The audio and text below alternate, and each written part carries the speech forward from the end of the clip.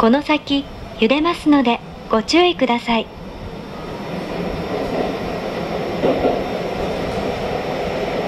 お待たせいたしました。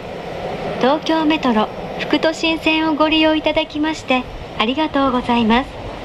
この電車は新宿三丁目、池袋、小竹向原、和光市方面、東武東上線直通、急行、森林公園行きです。東武東上線内は各駅停車です。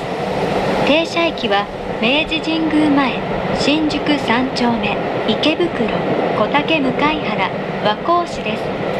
次は明治神宮前、原宿、明治神宮前、原宿です。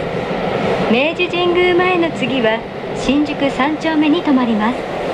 北参道へおいでのお客様と千代田線、JR 山手線は出口は右側です。